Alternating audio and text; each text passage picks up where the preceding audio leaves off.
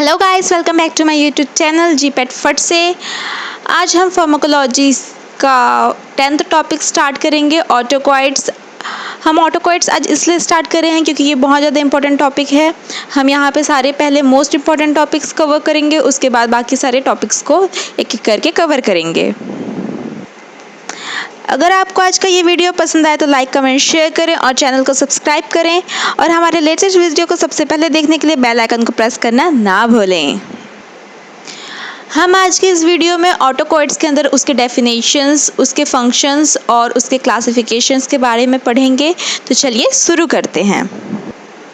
तो सबसे पहले हम उसके कुछ बेसिक इंट्रोडक्शन के बारे में देख लेते हैं। The word autacoids come from the Greek auto self and akos relief, that is drug. अगर हम ऑटोकॉइड्स को दो वर्ब में बाइफॉर्गेट करें, ऑटो और एकॉस। ऑटो मीन्स होता है सेल्फ, एकॉस मीन्स होता है रिलीफ। तो यहाँ पे इसका मतलब क्या हुआ? Auto self relief. जो ये ऑटोकॉइड्स होता है वो खुद ही हमारे बॉडी पे जो पैथोलॉजिकल और फार्माकोलॉजिकल चेंजेस दिखते हैं वो ऑटोकॉइड्स की वजह से दिखाई देते हैं। It is an endogenous compound और ये इम्पॉर्टेंट रोल प्ले करता है फार्माकोलॉजिकल और पैथोलॉजिकल प्रोसेस में। और इसका जो हाफ लाइफ होता है वो बहुत ही शॉर्ट पीरियड का होता है और ये इसका जो साइट ऑफ एक्शन होता है वो लोकली होता है। ये लोकली वर्क करता है किसी पर्टिकुलर एरिया पे, हमारे बॉडी के पर्टिकुलर पार्ट पे ये लोकली शो करेगा अपना action. These are the naturally occurring compound produced by widely variety of cells in the body having intense biological activity but generally act locally at the site of synthesis and release। सीधी और simple भाषा में बोला जाए तो ऑटोकॉइड्स एक ऐसा substance है जो किसी लोकल टिश्यू द्वारा सिंथेसाइज किया जाता है, वहीं पे रिलीज़ होता है और अपना एक्शन देने के बाद वहीं पे डिग्रेड हो जाता है। क्योंकि इनका जो साइकिल है, प्रोसेस है, एक रेस्ट्रिक्टेड पार्ट में होता है, इसलिए अक्सर हम इसको लोकल हार्मोन के नाम से जानते हैं। इनका रोल है वो बेसिकली फिजियोलॉजिकल और पैथोलॉजिकल कंडीशन में होता है, जैसे कि एलर्जीज, हाइपर सेंसिटिविटी, इन्फ्लामेशन के केस में देखने को मिलता है। All clear about basic introduction of ऑटोकॉइड्स। जो हमारा ऑटोकॉइड्स है वो बाकी जो हार्मोन्स है उससे डिफरेंट होता है। डिफरेंट क्यों होता है? क्योंकि ये स्पेसिफिक ग्लैंड के द्वारा सेक्रेट नहीं किया जाता है। जनरली जो हार्मोन्स होता है वो एंडोक्राइन और एक्सोक्राइन ग्लैंड के द्वारा सेक्रेट किया जाता है, बट जो हमारा ऑटोकॉइड्स है वो लोकली सेक्रेट होता है, वहाँ पे उसका काम करता है अपना और वहीं पे वो डिग्रेड हो जाता है। It is not transported by circulation. वो सर्कुलेशन के थ्रू ट्रांसपोर्ट नहीं होता है, वो जहाँ पे रिलीज़ होता है वहीं पे डिग्रेड हो जाता है। और उसका जो एक्ट है वो लोकली होता है, डिस्टिंक्ट टारगेट पे वो जाके एक्ट नहीं करता है। वो पर्टिकुलर जहाँ पे उसको इंफॉर्मेशन कॉज करना रहता है वो वहीं पे सेक्रेट होता है। आइए अब उसके आगे हम कुछ उसके फंक्शंस के बारे में देख लेते हैं। They take part in inflammation, allergic reaction, anaphylactic reactions, neurotransmission, gastric acid secretion, neuro endocrine regulations.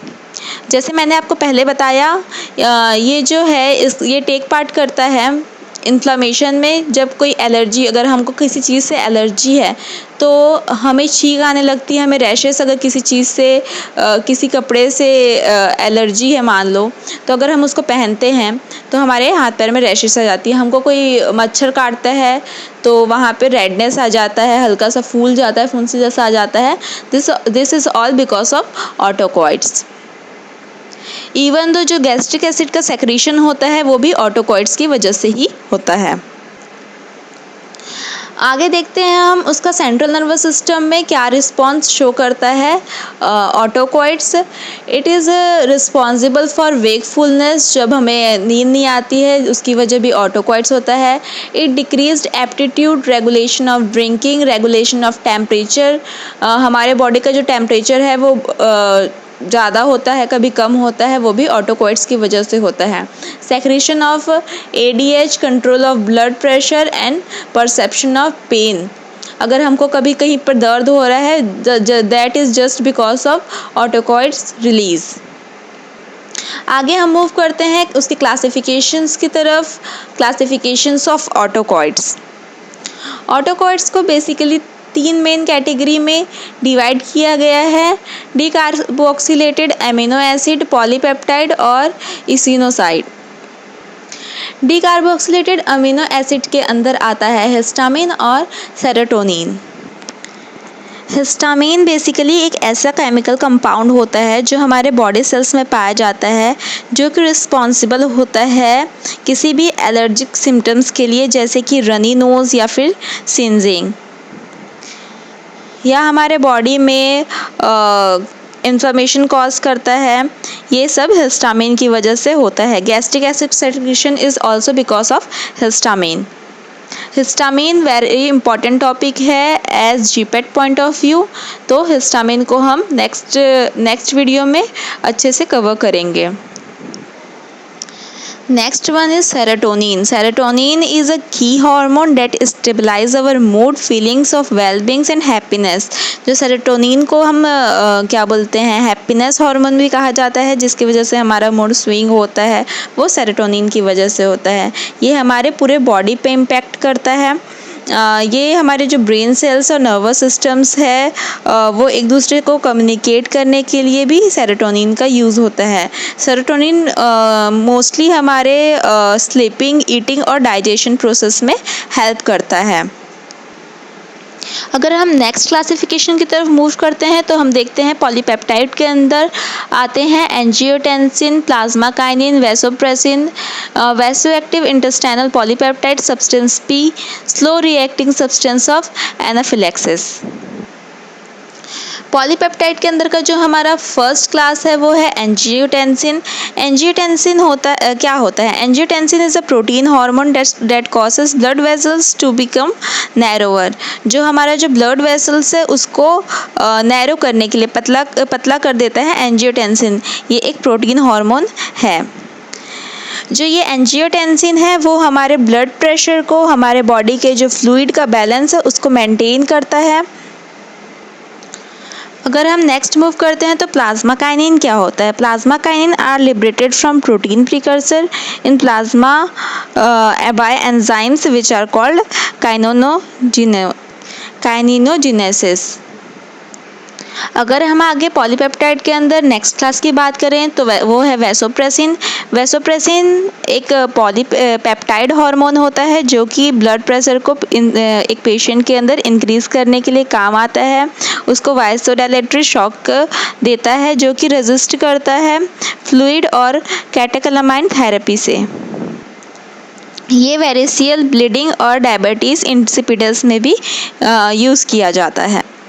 आगे हम मूव करें तो हमारा नेक्स्ट क्लास है वैसोएक्टिव इंटेस्टाइनल पॉलीपेप्टाइड, जिसको हम VIP भी बोलते हैं। ये एक न्यूरोपेप्टाइड हार्मोन है जिसका फंक्शन होता है न्यूरोमॉड्यूलेटर और न्यूरोट्रांसमिशन। ये एक पोटेंट वैसोडाइलेटर है जो रेगुलेट करता है हमारे स्मूथ मसल की एक्टिविटी को और एपिथेलियल सेल के सेक्रीशन को, और ये हमारे गैस्ट्रोइंटेस्टाइनल ट्रैक्ट पे ब्लड फ्लो को भी मेंटेन करता है।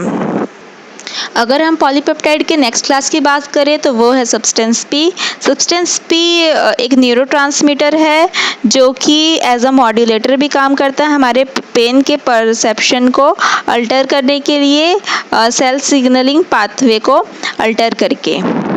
इसके साथ साथ वो गैस्ट्रोइंटेस्टाइनल फंक्शन में भी अपना रोल प्ले करता है, मेमोरी प्रोसेसिंग में, एंजियोजेनेसिस में, वैसोडाइलेशन में, सेल ग्रोथ में और प्लोरिफरेशन में ये अपना रोल प्ले करता है। सब्सटेंस पी जो होता है वो अनडेकापेप्टाइड हार्मोन होता है।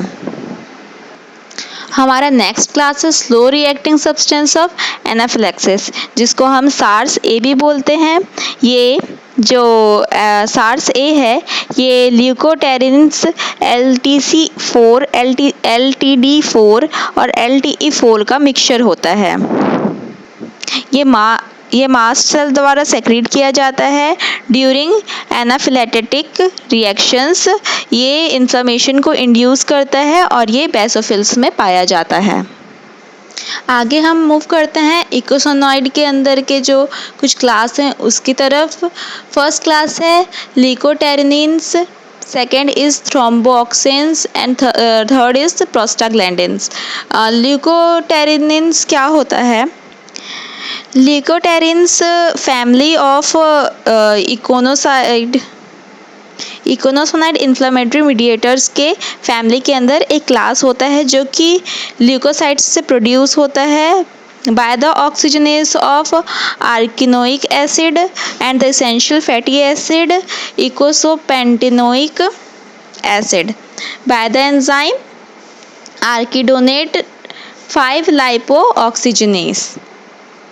नेक्स्ट क्लास की तरफ अगर हम मूव करते हैं थ्रोम्बोऑक्सिन्स। थ्रोम्बोऑक्सिन्स एक ऐसा हार्मोन है जो कि प्रोस्टासाइक्लिन टाइप का होता है जो कि ब्लड प्लेटलेट से रिलीज होता है, जो कि इंड्यूस करता है प्लेटलेट एग्रीगेशन को और आर्टेरियल कॉन्ट्रैक्शन को।